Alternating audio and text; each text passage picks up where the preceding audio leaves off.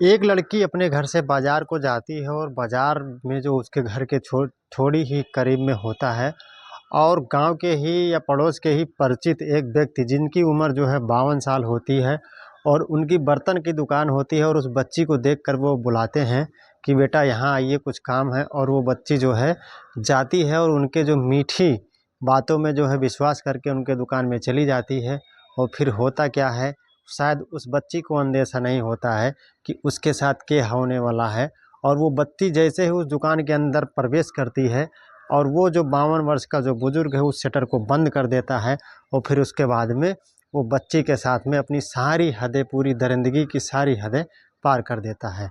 नमस्कार दोस्तों, जर्नलिस्ट अमरेश पर आप सभी का स्वागत है। मैं हूं आपका साथी अमरेश प्रजापति और आज हम आपको लिए चलते हैं उत्तर प्रदेश की योगी सरकार के जो है कानून व्यवस्था के बारे में बात करेंगे और उत्तर प्रदेश के पुलिस के उस दावे की हम पोल खोलेंगे जहां पर जो यूपी पुलिस है ये दावा करती है कि आज भी जो है प्रदेश में महिलाएं और बेटियां सुरक्षित हैं। और जो मिशन शक्ति का जो है योगी सरकार जो कार्यक्रम चला रही थी और जो प्रदेश की पुलिस में महिलाओं की भागीदारी को जो सुनिश्चित की जा रही थी कि जिससे प्रदेश की महिलाओं को जो है सुरक्षा मिलेगा, तो आखिर सच्चाई क्या है, मौके पर हकीकत क्या है, इसके बारे में आज हम खुलासा करेंगे। दोस्तों, आज हम बात करेंगे उत्तर प्रदेश का एक गाजीपुर जनपद जो पूर्वांचल क्षेत्र में आता है। और गाजीपुर आपने कई कारनामों को लेकर के फेमस है। अभी आपने देखा कि मुख्तार अंसारी और अतीक अहमद, और अभी आपने देखा कि वहाँ पर क्या क्या प्रकरण चला। और गाजीपुर का जो है देश में ही नहीं विदेशों में भी नाम है।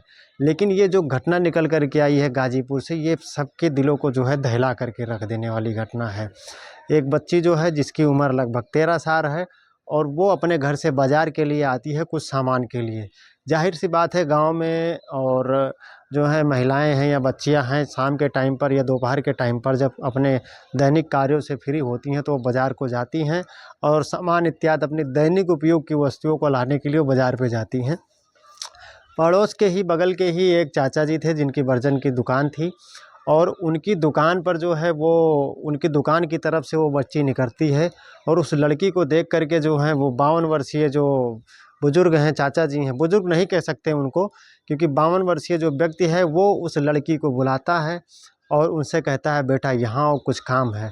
वो लड़की जो है वो 13 साल की नाबालिग बच्ची उनकी झांसे में आ जाती है, उनकी बात को नहीं समझ पाती है, उनकी भावनाओं को नहीं समझ पाती है और उसे इस बात का ज़रा सा भी अंदेशा नहीं होता है कि आखिर अगर हम इनके साथ जाएंगे तो कि मेरे साथ ये क्या हो सकता है।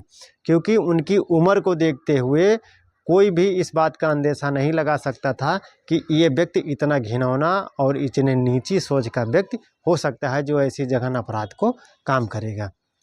वो बच्ची उनके बुलाने पर उनके जो है दुकान में चली जाती है और वो बुजुर्ग जिसकी उम्र 52 साल है उसका नाम शब्बीर था। और उस लड़की को जैसे वो अपने दुकान में अंदर आता है, वो जाती है उसकी लड़की, फिर वो बहुत खुश होता है और धीरे से तुरंत उस अपने दुकान का शटर को जो है वो गिरा देता है। शटर गिराने के बाद में वो बच्ची उसका विरोध भी करती है, लेकिन वो उसके मुंह में जो है कपड़े ठूस देता है और उसके बाद उसका हाथ और पैर बांध देता है। हाथ पैर बांधने के बाद में जब लड़की का मुंह भी बांध देता है जिससे वो किसी को चीख करके बुला ना सके और कोई आवाज़ ना दे सके। आसपास का जो माहौल था वो सामान्य चल रहा था और शब्बीर ने अपना शटर बंद कर लिया। इस चीज़ की जानकारी अगल बगल के लोगों को थी और जब वो लड़की इनके दुकान में जा रही थी तो किसी की नज़र पड़ी थी कि हाँ कोई लड़की इनके दुकान में जा रही है। और जैसे लड़की दुकान में अंदर प्रवेश करती है उसके बाद में इस शब्बीर का जो है शटर बंद होता है। इस बात की जानकारी कहीं ना कहीं आसपास के लोगों पे लग जाती है भनक। फिर जैसे ही शब्बीर की जो है दुकान में 13 वर्षीय नाबालिग लड़की जाती है, उनके दुकान में प्रवेश करती है, शब्बीर जो है जब उनके हाथ पैर को बांधता है, हाथ पैर को बांधने के बाद में उसके साथ जो है दुष्कर्म करना शुरू कर देता है। अब सोचिए कि एक 52 वर्ष का बुजुर्ग और एक 13 साल की लड़की, क्या बीती होगी उसके बाद में। ये भैंसी दरिंदे जो होते हैं ये कितनी हदें पार किए होंगे उसके साथ में। और उसके साथ जो उस बच्ची के साथ में एक बार नहीं कई बार जो है शब्बीर जो है बारी बारी से दुष्कर्म करता है और उसके बाद में अपने दुकान में रहता है। इस बात की खबर आसपास के लोगों को पता चल गई। काफ़ी देर तक जब शब्बीर का शटर नहीं खुला तो लोगों का शक जो है और सही में बदलने लगा, और वो ये सोचने लगे कि आखिर क्या कारण है जो शब्बीर का जो है शटर है अभी बंद हुआ है, और वो जो लड़की अंदर गई थी वो अभी बाहर क्यों नहीं निकली है। क्योंकि कोई भी व्यक्ति जब कहीं शटर बंद करता है दुकान का तो बाहर से बंद करता है, उसमें ताले लगाता है, लेकिन शब्बीर ने जो शटर बंद किया था वो जो है ताला लगाना अंदर से लॉक कर लिया था, बाहर से ताला कौन लगाएगा, क्योंकि जब वो अंधेर था। और ये भी खबर निकल के आई क्योंकि जब वो लड़की उस दुकान में प्रवेश करी थी तो उस लड़की का जो है चप्पल वहाँ पर रखा हुआ था। इससे आसपास के लोगों का जो है शक जो है और गहराता चला गया, और शब्बीर के जो है उसके कारनामों की पोल ऐसे ऐसे धीरे धीरे खुलती चली गई। उस लड़की के साथ शब्बीर जब है बारी बारी से दुष्कर्म करता है, दुष्कर्म करने के बाद में जब उसका मन भर जाता है तो उसको जो है अपने दुकान में जो छज्जा होता है, जिसे टाण होते हैं, हम टाण कहते हैं, छज्जा कहते हैं, जहाँ पर कोई लोग अपने एक्स्ट्रा सामान को रखने की जगह होती है, उसकी बर्तन की दुकान होती है, और बर्तन जो है तह में लगे होते हैं, उस बर्तन के पीछे उस लड़की को उठा करके वो जो है टाण पे रख देता है। अब आखिर बात ये निकल कर के सामने आती है कि शब्बीर ने उस लड़की के साथ में दुष्कर्म तो कर लिया, लेकिन आखिर उस लड़की के हाथ पैर को और मुंह में कपड़ा ठूस करके टांग के ऊपर क्यों रखा था? क्या अपने इस जुर्म को वो छिपाना चाहता था? क्या शब्बीर को इस बात का जरा सा भी भनक नहीं था कि ये लड़की जब बाहर से हमारे दुकान में आई है तो किसी ने देखा है, क्या किसी तीसरी आंख की जो है पहरेदारी हमारे दुकान पे हो रही थी? क्या शब्बीर को इस बात का अंदेशा था कि उस जिस घटना को वो अंजाम दे रहा है, गुपचुप तरीके से, चोरी तरीके से जिस घटना को वो अंजाम दे रहा है, क्या इस घटना का जो है पर्दाफाश हो जाएगा? खैर, ऐसा कुछ उसके जो सोचे विचारे जो कारनामे होते हैं वो उसकी पहुंच से कुछ अलग होते हैं, और बाहर के लोगों को जब इसकी सूचना मिलती है, इसका जब वो संतुष्ट हो जाते हैं कि हाँ इस दुकान के अंदर जो लड़की गई थी वो भी बाहर नहीं आई है, और फिर वो क्या होता है, वो उत्तर प्रदेश पुलिस यानी डायल 112 को सूचना देते हैं। डायल 112 की जब सूचना पर जब पुलिस आती है तब क्या होता है, शब्बीर से कहती है कि दरवाज़ा अपना खोलो। आसपास के जो दुकानदार हैं वो भी इकट्ठा हो जाते हैं, आसपास के लोग भी हो जाते हैं। लगभग 500 से अधिक की संख्या में बताया ये भी जाता है कि आसपास की जो भीड़ होती है, आसपास के जो गांव के लोग होते हैं या दुकान के जो लोग होते हैं, जो भी सुनते हैं शब्बीर के इस जो है काली करतूत को, उसे देखने के लिए या उसके हिसाब चुकता करने के लिए लोग आ जाते हैं। लेकिन शब्बीर जो क्या होता है वो अपना शटर नहीं खोलता है, और कहीं ना कहीं उसके अंदर एक दहशत हो जाती है।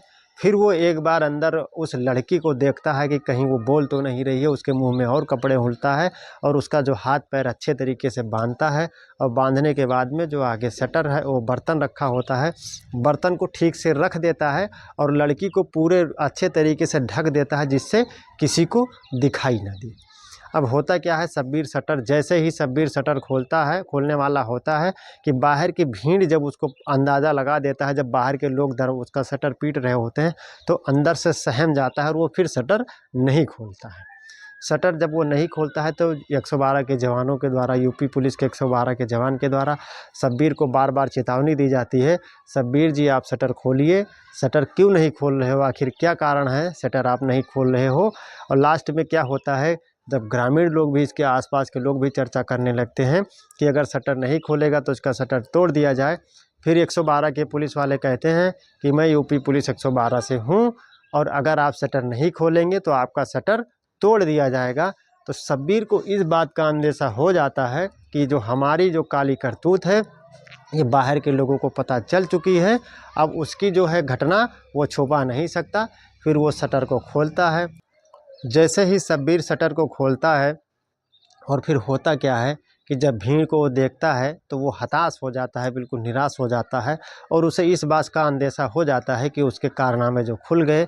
और जब बाहर के लोगों की आवाज़ सुनती है, उस लड़की के कानों में जब बाहर के लोगों की आवाज़ जाती है तो फिर क्या, वो तुरंत अपना हाथ पैर हिलाती है और बर्तन जो होता है वो टांड से गिरता है, और लड़की का जो पैर वो दिखने लगता है। फिर जो पुलिस के जवानों के द्वारा उस लड़की को सुरक्षित वहाँ से उतारा जाता है। और फिर लड़की ने बताया कि ये हमको बुलाए थे दुकान में, और मैं जैसे ही इनके दुकान में आई, ये अपना शटर बंद कर दिए। शटर बंद करने के बाद में हमारे, जैसे हम चिल्लाने का प्रयास किए, हमारे मुंह को दबा लिए और जो है हमारे हाथ पैर को बांध दिया। और मेरे साथ एक बार नहीं कई बार इन्होंने दुष्कर्म किया। और दुष्कर्म करने के बाद जब मैं बेसुध हो गई तो ये उठा करके हमको कहाँ भेज दिए हमको पता नहीं है। लेकिन जब अभी मुझे जब हल्का सा होश आया, जब मैंने आवाज़ सुनी, तब हमने थोड़ा सा अपना हाथ पैर हिलाया, इसलिए इस घटना का खुलासा हुआ। तो दोस्तों, आपसे भी मैं निवेदन करता हूं कि आप भी सतर्क रहिए, सजग रहिए और अपने आसपास के ऐसे शब्बीरों से सावधान रहिए। और कहीं ना कहीं जो लोग ये नारा देते हैं कि हिंदू मुस्लिम भाई भाई, तो बिल्कुल सारे लोग एक जैसे नहीं होते हैं। कहावत है कि एक मछली के मर जाने से पूरा तालाब का पानी गंदा हो जाता है।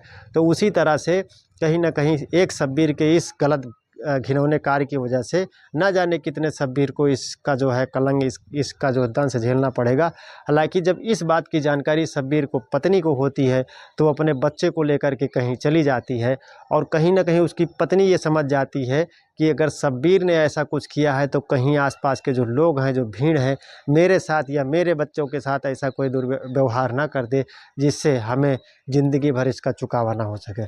फिलहाल शब्बीर को पुलिस ने कस्टडी में ले लिया है और उसे जो है जेल भेज दिया गया है।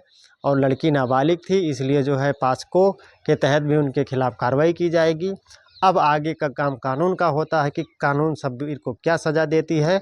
आप इसी सच्ची कहानी के साथ मैं अपनी बातों को जो है यहीं पर समाप्त करूंगा। ये कहानी आपको कैसी लगी आप कमेंट करके ज़रूर बताइएगा, और इस कहानी को ज़्यादा से ज़्यादा शेयर कीजिए, जिससे और हमारे जो है समाज की या जो हिंदू समाज की जो और बच्चियां हैं वो शब्बीर जैसे दरिंदों की पहुंच से बच सकें। आप सभी साथियों को एक बार पुनः जय हिंद।